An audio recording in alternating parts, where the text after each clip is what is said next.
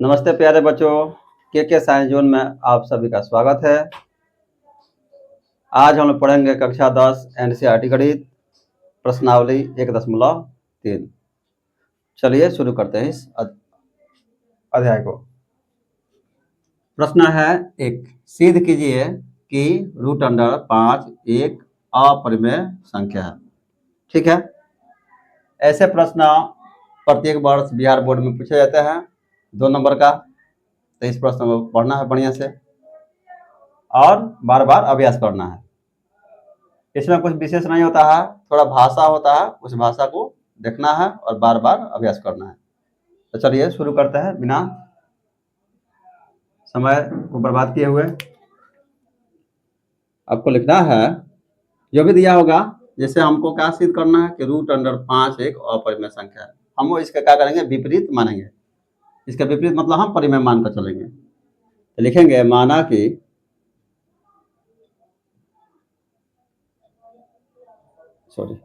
लिखेंगे यदि संभव हो तो माना कि √5 एक परिमेय संख्या है। ठीक है, यह परिमेय है, हम लोग को मालूम है, फिर भी हम इसके उल्टा मांगा चल रहे हैं कि क्या है, परिमेय है। अगर प्रश्न में आएगा बिहार बोर्ड में मान के लेकर √5 में पढ़ा रहा हूँ, हो सकता है कि √2 आ जाए, √3 आ जाए, तो हम वही मान लेंगे। और अगर 2 रहेगा तो यहाँ 2 मान लेंगे, यहाँ √3 रहेगा तो √3 मान लेंगे। ठीक है, तो हम लिख लिए कि यदि संभव हो तो माना कि √5 एक परिमेय संख्या है। और परिमेय का क्या गुण है, उसको ये हो जाएगा √5 बराबर हो जाएगा P/Q। लिखिएगा ब्रैकेट में कि जहां P तथा Q सहपूर्णांक है, सहअभाज्य है, सहअभाज्य है तथा सहभाज्य है और Q बराबर नहीं है 0। सहभाज्य क्या होता है, इसको थोड़ा जानने का प्रयास करते हैं।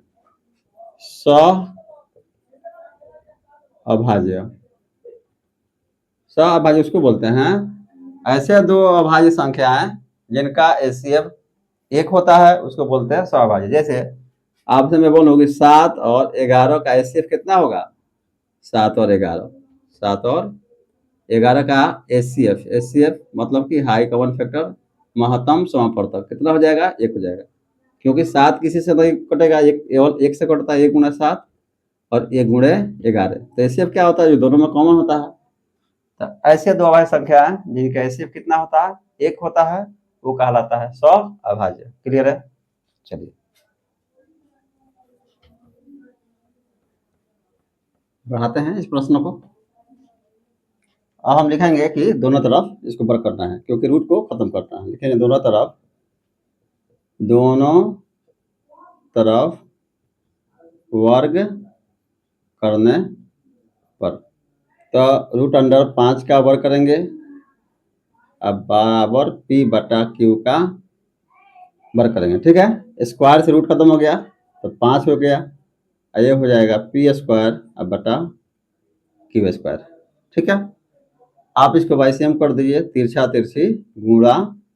आप इसको ऐसे बोल सकते हैं कि बाई क्रॉस मल्टीप्लीकेशन। ठीक है, वज्र गुणन इसको बोलते हैं मैथ में। तो ये हो जाएगा 5Q², इसको तिरछा, यहाँ कुछ नहीं तो 1 मान के चलिए, तो हो जाएगा 5Q² बराबर P² में 1 से गुणा करेंगे तो ये हो जाएगा P²।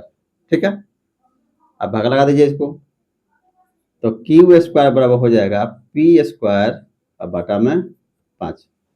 ठीक है, अब थोड़ा सा यहाँ समझने वाला कॉन्सेप्ट है कि कोई भी संख्या है जो उसको इसके वर्ग को विभाजित करता है, तो उस मूल संख्या को भी विभाजित करेगा।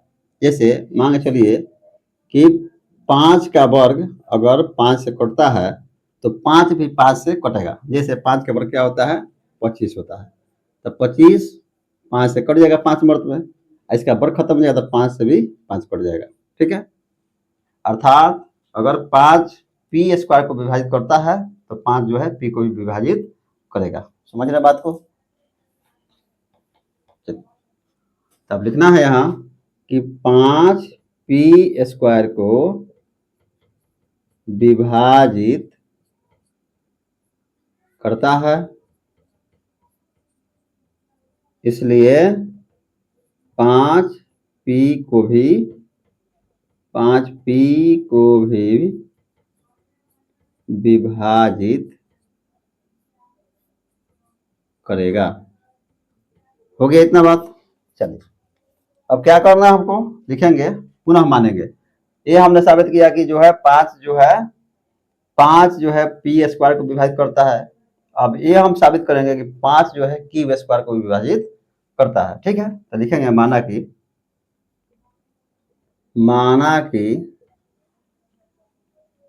पी बराबर, आप मान लीजिए कि माना कि पी बराबर 5 के, यहाँ लिखिएगा कोमा देकर, जहां के एक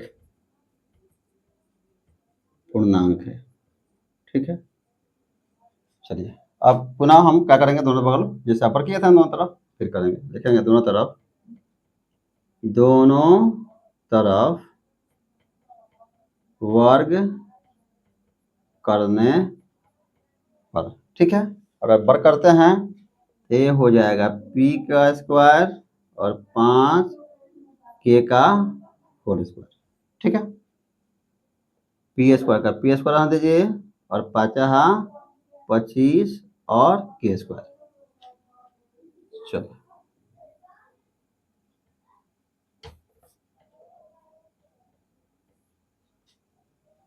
अब क्या करते हैं, हम इसके जगह को 25 के स्क्वायर को इधर डालते हैं और पी स्क्वायर को इधर लिखते हैं। तो आप लिख दीजिए 25 के स्क्वायर बराबर पी का स्क्वायर। अब देखिए पी स्क्वायर के जगह पर हम लोग लिख सकते हैं, पी स्क्वायर के जगह पर आप लिख सकते हैं इसको समीकरण मान लीजिएगा, समीकरण 1 लिखिएगा कि 25 के स्क्वायर बराबर पी के जगह पर हम लिखेंगे कितना, 5 क्यू स्क्वायर, 5 क्यू स्क्वायर। आप लिखिए ब्रैकेट में समीकरण 1 से, समीकरण 1 से। ठीक है, अब क्या हो जाएगा, इसको भाग लगा दीजिए तो के स्क्वायर बराबर हो जाएगा 5 क्यू स्क्वायर, अब बटा में 25 कटा दीजिए, 5 का 5 5 25, ये हो गया क्यू स्क्वायर बटा 5। अब देख रहे हैं यहाँ पे पी स्क्वायर बटा 5 था, अब यहाँ आ गया क्या, क्यू स्क्वायर बटा 5। ठीक है, आप लिखिएगा जैसा यहाँ लिखे थे कि 5 पी स्क्वायर को विभाजित करता है, अब यहाँ लिखेंगे कि 5 कोमा देकर लिखेंगे क्यू स्क्वायर को विभाजित करता है, इसलिए 5 क्यू को भी विभाजित करेगा,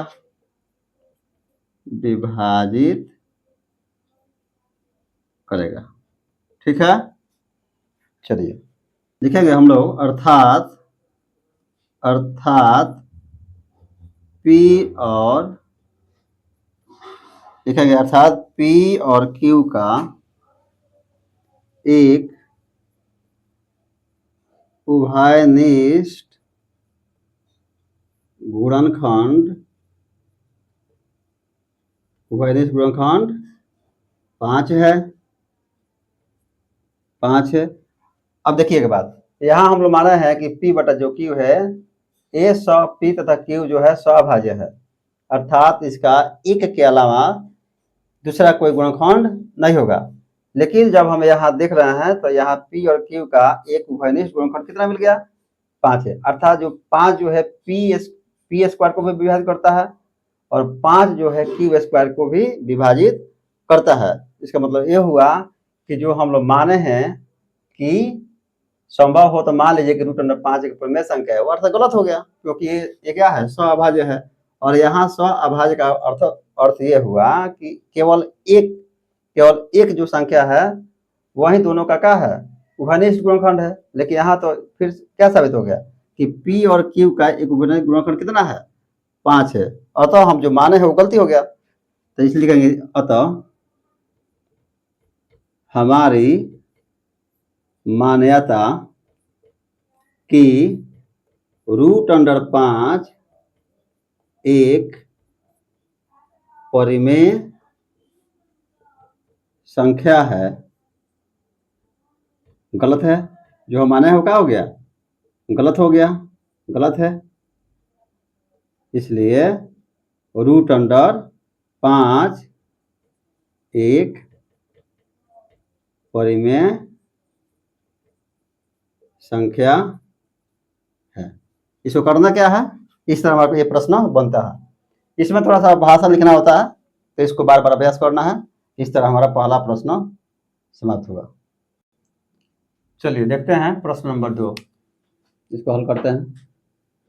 दिया हुआ है कि सिद्ध कीजिए कि 3 + 2√5 एक अपरिमेय संख्या है। इसके पहले वाला जो प्रश्न बनाए थे, जैसा हम लोग माने थे उसी तरह इसको मैं मानेंगे। लिखेंगे कि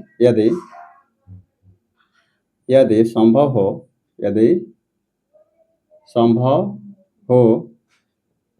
तो मान लिया कि 3 + 2√5 एक परिमेय संख्या है।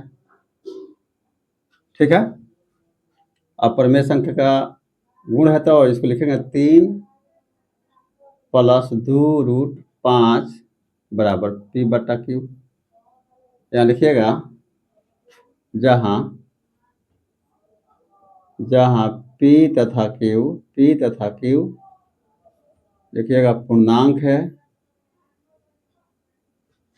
और Q बराबर नहीं है 0 के।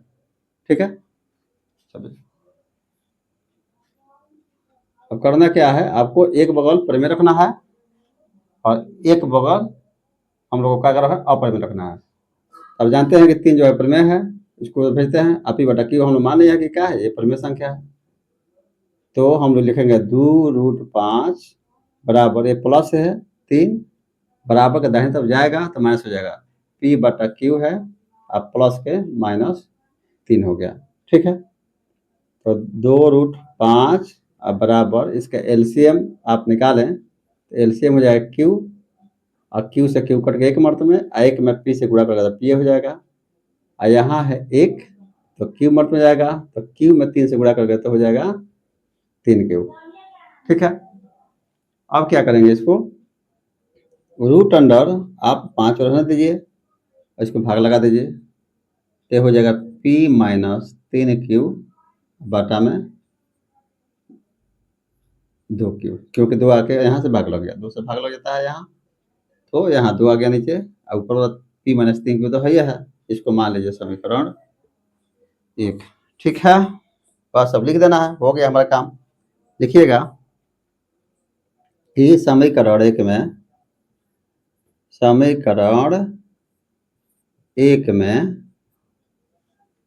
आप लिखिएगा, देखिए दाहिने तरफ हमारा परिमेय है और बाएं तरफ अपरिमेय है। तो लिखिएगा समीकरण 1 में लिखिएगा, ये दाहिना है, बायां पक्ष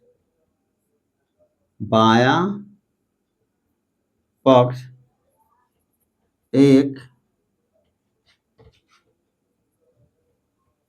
अपरिमेय संख्या है,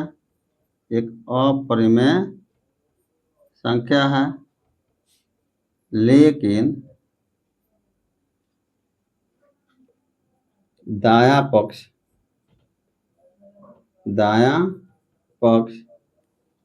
एक परिमेय संख्या है। अब चूंकि दोनों बराबर होना चाहिए, लेकिन एक तरफ क्या है, परिमेय है और एक तरफ अपरिमेय, तो जो हम माने हैं कि ये P/Q जो है मतलब कि परिमेय संख्या है, ये गलत हो गया। ये दोनों क्या होना चाहिए, परिमेय होना चाहिए। ठीक है, इसलिए लिखेंगे, इसलिए हमारी लिखेंगे हमारी मान्यता कि कितना है 3+2√5 एक परिमेय संख्या है, परिमेय संख्या है, कोमा देकर लिखिए गलत है, गलत है। इसलिए जब गलत हो गया, जो हम माने हैं कि प्रमेय है, अब प्रमेय माने हैं वो गलत हो गया। क्यों? कि अगर दोनों बगल प्रमेय हो जाता, ये जो √5 है अगर ये भी प्रमेय हो जाता और ये तो प्रमेय है, ये है, तो जो हम माने थे वो सही होता। लेकिन नहीं, अगर ऐसे इसको जब हमने हल किया तो एक तरफ तो प्रमेय मिल गया और दूसरी तरफ अप्रमेय मिल गया, इसलिए जो माने थे वो क्या हो गया? गलत हो गया। ठीक है, इसलिए हम लिखे हैं कि हमारी मान्यता जो हम माने थे कि 3+2√5 क्या है? एक प्रमेय संख्या है, गलत है। इसलिए लिखिएगा कि 3+2√5 एक क्या हो गया? अपरिमेय संख्या है। यही हमको क्या करना था? सिद्ध करना था। कह रहा था कि सिद्ध कीजिए कि 3+2√5 एक अपरिमेय संख्या है। तो ये साबित हो गया। आप अंग्रेजी में लिख सकते हैं, हिंदी में भी लिख सकते हैं प्रूव्ड, या हिंदी में लिख सकते हैं सत्यापित। तो इस तरह अभी ये हमारा प्रश्न नंबर 2 क्या होता है? कंप्लीट होता है। इसको रिवीजन करना है, बहुत ही महत्वपूर्ण प्रश्न है। अगर आपको वीडियो में कोई डाउट है तो इसको फिर से एक बार देखिए। मिलते हैं नेक्स्ट वीडियो में। जय हिंद, जय भारत।